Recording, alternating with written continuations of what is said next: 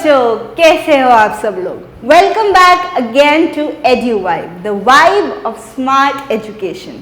एक ऐसा प्लेटफॉर्म जिसके थ्रू आपकी लर्निंग बनती है और मज़ेदार और इंटरेक्टिव। एक ऐसा प्लेटफॉर्म जिसके थ्रू आप ये समझ पाते हो कि पढ़ाई बस वो नहीं जो टेक्स्ट बुक्स के थ्रू की जाती है, बट कुछ ऐसा जिसको आप अपनी लाइफ में इम्प्लीमेंट भी कर सको।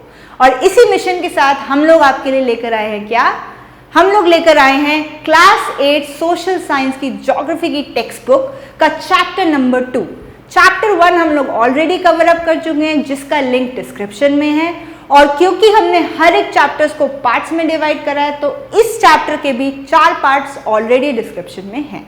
और आज हम लोग कवर करेंगे पार्ट 5, जिसमें हम देखेंगे कि क्या क्या फैक्टर्स हैं जिसके थ्रू सॉइल को हम फॉर्म करते हैं, वो फैक्टर्स जिससे कि सॉइल फॉर्मेशन डिपेंड करती है।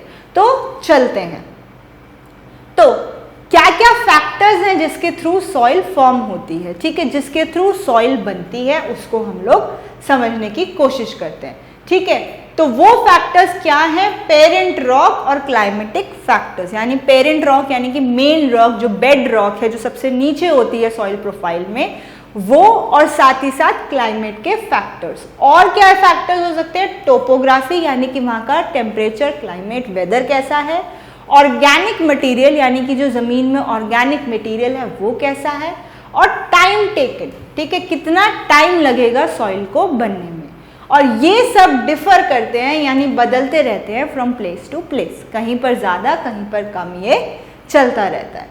ठीक है जी, तो ये जो फैक्टर्स है अब इनको थोड़ा सा और समझने की कोशिश करते हैं। पहला फैक्टर क्या था? पेरेंट रॉक, यानी वो रॉक जिससे एक्चुअली सॉइल बनेगी।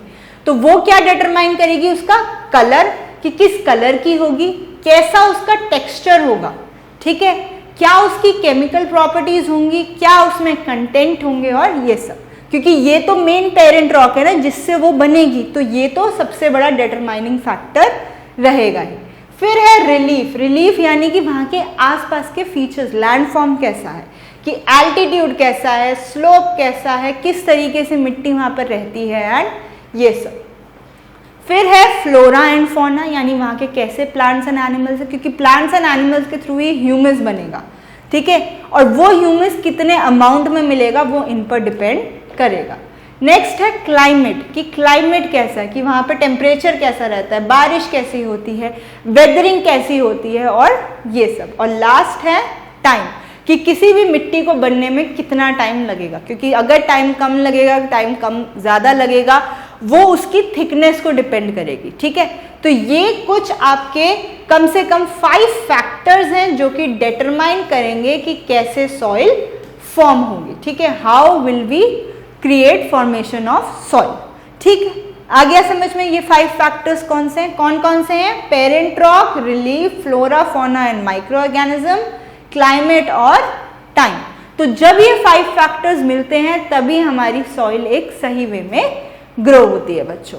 ठीक है जी, तो अभी के लिए हम लोग इस पार्ट में क्या समझ पाए हैं कि फैक्टर्स क्या है जिससे कि सॉइल फॉर्मेशन इफेक्ट होती है। एंड फॉर नाउ आज के लिए इतना ही, इस पार्ट के लिए इतना ही, जिसमें हमने सिर्फ बेसिकली सॉइल फॉर्मेशन को समझा है और उन फैक्टर्स को समझा है जिससे कि सॉइल फॉर्मेशन होती है।